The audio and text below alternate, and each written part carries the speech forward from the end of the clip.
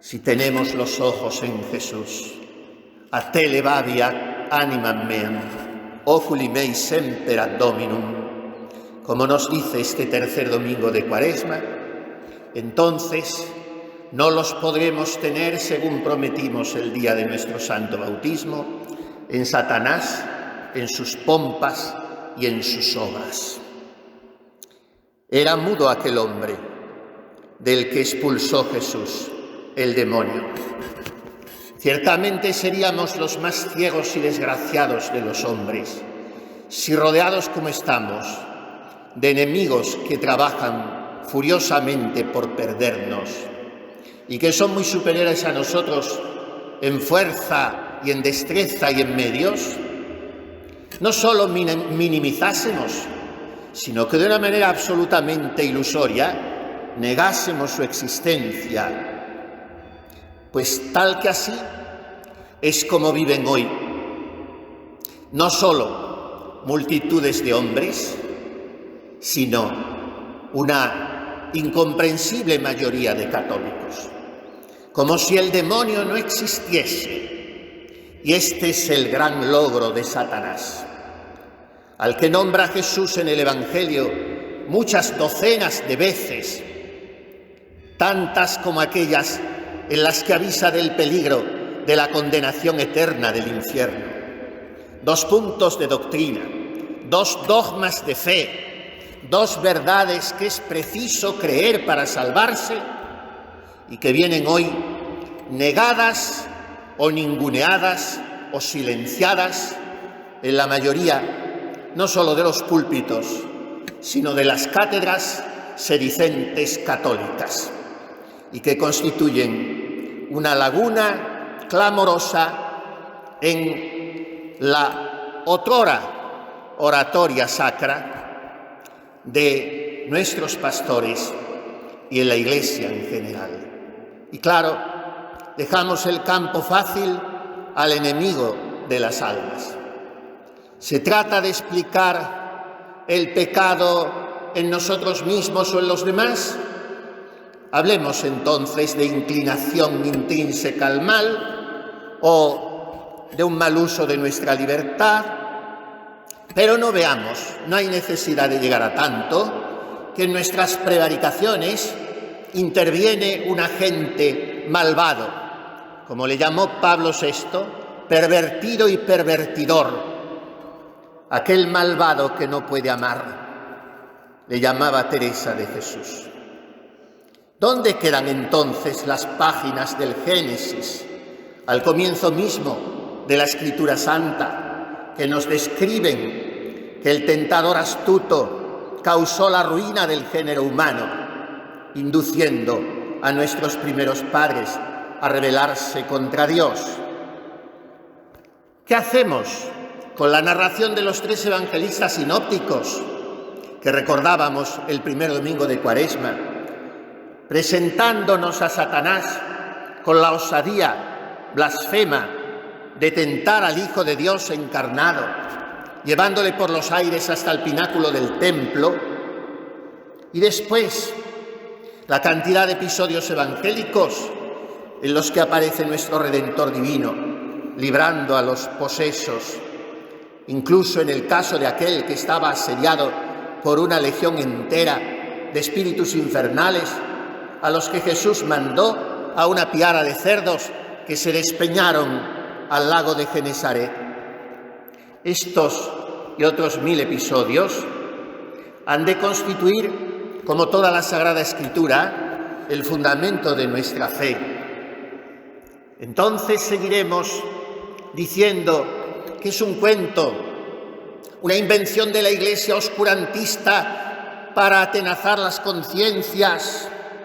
Eso de insistir en la existencia del demonio, la destreza de sus artificios, su pericia en reducir las almas al mal, es que los católicos de hoy hemos perdido el juicio.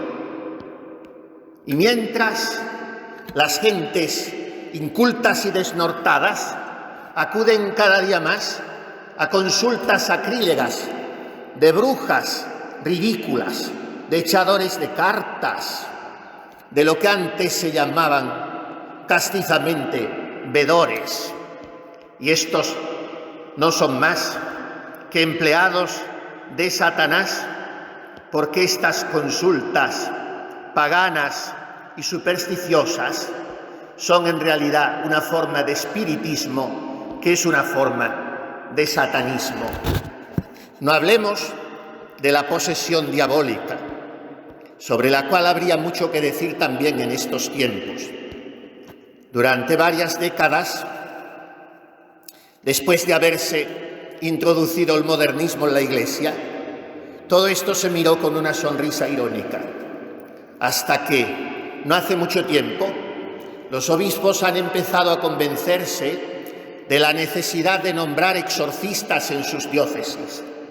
Y estos exorcistas, nos honramos con la amistad de algunos de ellos y a veces recibimos sus confidencias, en muchas ocasiones no dan abasto ellos solos al trabajo que se les presenta, de pobrecitas gentes, jóvenes en buen número, que precisamente por haber acudido a estas consultas sacrílegas de las que hablamos, por haber hecho maleficios, por haberse entregado a una vida de pecado y de crápula, por haber olvidado los sacramentos y la fe, han caído no solo con sus almas, sino también con sus cuerpos y a veces con sus mismas casas infestadas como presas del demonio. Si debemos temer este poder terrible que el maligno puede ejercer en nuestros cuerpos y en nuestras cosas, y debemos evitar todo contacto en aquello donde él se halla presente, y esto es tanto como decir hoy, renunciar a muchos medios de comunicación y a la mayoría de los programas políticos, lo que más nos debe hacer temblar con una santa confianza en Dios es el influjo que el demonio puede tener sobre nuestras almas. Para ello, las armas son la oración, el ayuno y la limosna. El alma que actúa así tendrá paz en su corazón, sentirá sus sentidos y potencias, sus pasiones y emociones purificados y pacificados. Estas almas vivirán tratando de mantenerse habitualmente en la santa gracia de Dios y por eso serán templos vivos suyos, pero no han de creer aún así que han aniquilado a su enemigo. Al contrario, puede que en esos casos Satanás esté aún más irritado contra esas almas, cuya penitencia le ha expulsado del dominio de ellas, y sigue jurando tantear todos los medios para apoderarse de ellas. Por tanto, hermanos, lo mismo que un enfermo que ha sido curado debe evitar a toda costa una recidiva, nosotros debemos temer y prever la recaída en el pecado mortal. Y para fortificar en nosotros ese temor saludable, debemos meditar constantemente las palabras del Santo Evangelio. Jesús nos ha dicho que ese espíritu inmundo al cual expulsó del mudo anduvo vagando por lugares áridos y desiertos. O sea, le avergonzaba verse humillado, llevaba consigo el infierno entero. Y de esto es símbolo alguien atormentado que vaga por lugares inacuosos, hemos dicho en latín, o sea, sin agua. Bien viene recordar aquí cómo nuestro custodio, el arcángel San Rafael, relegó a los desiertos del Alto Egipto al espíritu infernal que había hecho perecer a los 7 maridos de Sara. Pero el demonio no se queda en el desierto, no se resigna a la soledad, no se mantiene alejado de la presa que ambiciona. Como que está constantemente impulsado por el odio, se dice: Ya es hora de que vuelva a la casa de donde salí, pero no vendrá solo. Quiere salir victorioso de la empresa y para conseguirlo, si es necesario, traerá otros 7 demonios peores que él. Tal es el ataque que prepara para el alma que no esté de antemano fortificada, para el alma que no se haya establecido en una paz verdadera y firme. Entonces el demonio, nos ha avisado Jesús en el Evangelio, encontrará esa alma indefensa, pronta a recibirle de nuevo, sin ninguna resistencia. Daría la impresión casi que el alma estaba esperando esa nueva visita de Satanás, que para asegurar su conquista va a buscar refuerzos. El asalto está dado, nada se opone, y pronto, en lugar de un huésped infernal, el alma recibe un tropel, y añade el Salvador divino: serán las postrimerías de este hombre peor que sus principios. ¿No nos parece, queridos hermanos, aunque no queramos admitirlo, estar viendo ante los ojos de nuestra alma, pintado con una viveza estremecedora, el retrato de muchos hombres de hoy? ¿No es lo que hacemos propiamente esto? Abrir de par en par las puertas a Satanás, en las instituciones y familias, en los gobiernos y escuelas, en las leyes y medios de comunicación. Lo peor es que además el demonio es mudo. Así se ha encargado de decírnoslo el evangelista desde el principio. Y lo dice por 2 veces. En aquel tiempo estaba Jesús arrojando un demonio y éste era mudo. Y habiendo arrojado el demonio, habló el mudo y se admiraron las turbas. Después murmuraban y decían que Jesús había expulsado el espíritu inmundo por arte de Belcebú. Pero en realidad lo que había sucedido es que al salir el espíritu de las tinieblas, se desató la lengua de aquel desgraciado que padecía su dominio. Este hecho es imagen evidente del pecador, cautivo del malvado enemigo y reducido por él al mutismo. ¿Cuál es ese mutismo? Hoy lo tenemos, además, expresivizado en esta mordaza que nos han mandado llevar ante el rostro para despersonalizarnos y aterrorizarnos. El enemigo es el mutismo, o sea, es el miedo, es el respeto humano, es la vergüenza, es el buenismo, es la contemporización, es la cobardía, es el callar a todo. Eso es lo que ha conducido al triste estado de postración actual a la Iglesia y al mundo de hoy. La cobardía de los que debiéramos ser luchadores natos contra Satanás en todos sus epígonos y satélites. Y sin embargo, nos callamos. Basta de mudez. Que se suelte nuestra lengua. Primero, para confesar los pecados. Es una diabólica forma de mutismo la que nos hace no ir a hablar con la vergüenza y la humillación que supone, pero con las gracias con que Dios lo recompensa, a los pies de un hombre como nosotros, que habiendo recibido del cielo la potestad divina, tiene las llaves para perdonarnos los pecados. ¿Quién se confiesa hoy?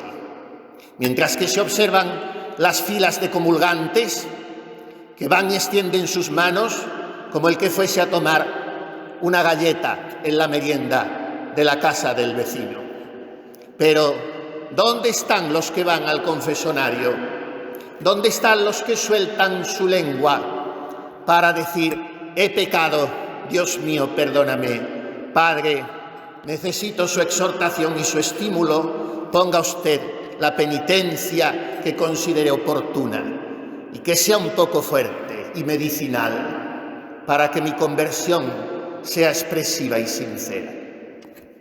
Esta es la primera cosa que quiere hacer Jesús con nosotros al expulsar al espíritu mudo. Y después, cuando hemos roto a hablar confesando nuestros pecados, que sigamos hablando, confesando la misericordia de Dios, sus grandezas, su poder. Como hablaron nuestros mártires: soy cristiano, no ofrezco incienso en honor del emperador, no acato esas leyes. Hablamos de los mártires antiguos, de los tiempos romanos o musulmanes. Después los mártires más modernos, caídos bajo el comunismo en nuestra España, no callaron, hablaron para perdonar a los que los mataban, para gritar «Viva Cristo Rey», para ofrecer sus vidas por la salvación de España y la conversión de los pecadores.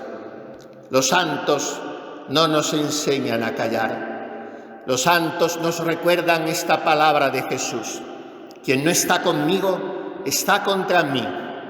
Quien conmigo no recoge, ese tal desparrama. Por tanto, hermanos, renunciemos a Satanás. En este Evangelio se le da el nombre de Belcebú y se le llama príncipe de los demonios. En la lengua siriaca, la palabra Belcebú significa algo tan curioso como el señor de las moscas. Y este es el demonio. Nos enreda con tonterías, con bobadas, con complicaciones, con menudencias, con atención a las cosas que brotan de nuestro infantil amor propio. Moscas que nos hacen perder la atención a lo principal.